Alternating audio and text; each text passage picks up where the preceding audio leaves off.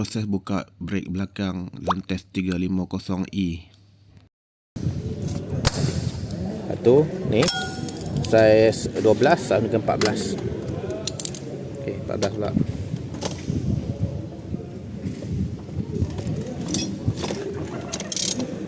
Okey, yang ni dia caliper jenis floating yang depan tadi fixed caliper. Ini jenis floating caliper.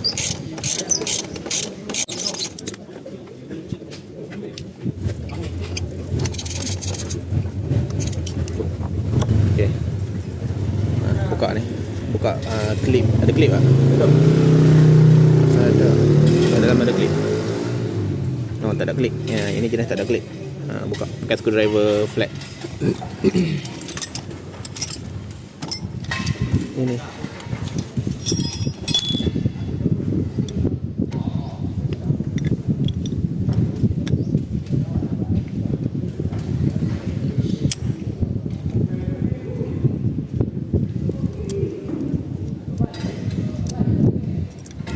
Cap betul dalam Allen key.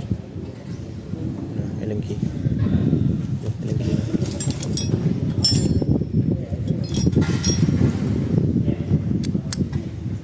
Pandai belah lah.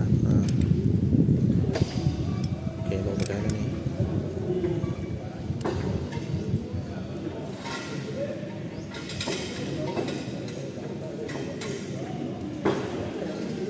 Okey, tengok kedudukan dia.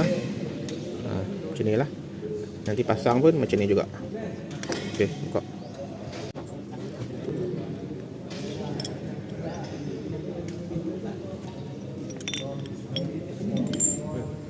Okey, sama juga. Ambil angin, tembak. Kalau ada apa brake cleaner ke apa ke, tembak dulu brake cleaner. Kalau tak ada apa, tembak angin pun boleh. Lepas tu kita akan press piston ni lah. Sama macam depan tadi. Okey, tembak angin lah. Kita akan kompres balik dia punya piston lah.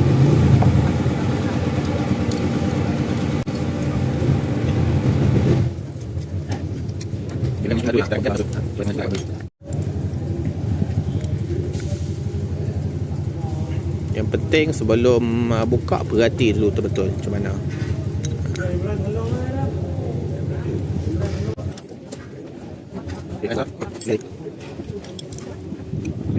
Okey. Dan boleh pasang balik lah. Tapi sebelum tu skru ni kalau boleh letak grease. Ni cuci. Ni kotor-kotor ni cuci. Sini pun dia punya ni cuci. Sebab dia floating kan, dia adakan slide atas ni. Lepas tu kita letak grease yang high temp lah. Dan pasang. Okey, cuci dulu. Okey, letak grease lah kat shaft. Pun nipis je dengan tebal.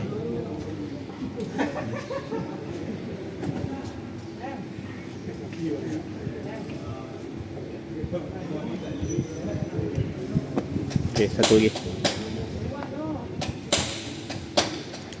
Buka dulu.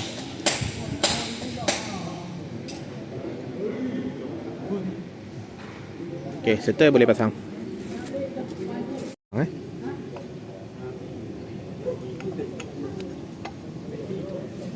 Okey, pastikan brake pad tu jangan lari. Tu sebelah lari. Kita bagi duk ngam-ngam. Sebelah sana lari. Oh yeah.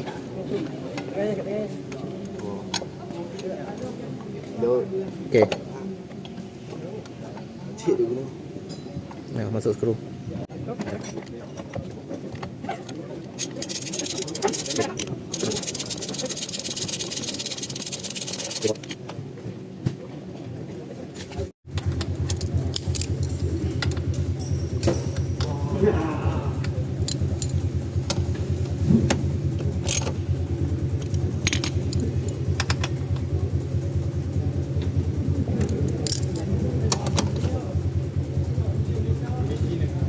Okey, bawah tambah sikit lagi.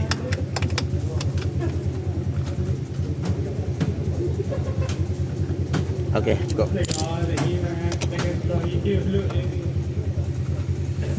Okey dah. Okey, pump brake. Pump brake. Pastikan brake tak jam.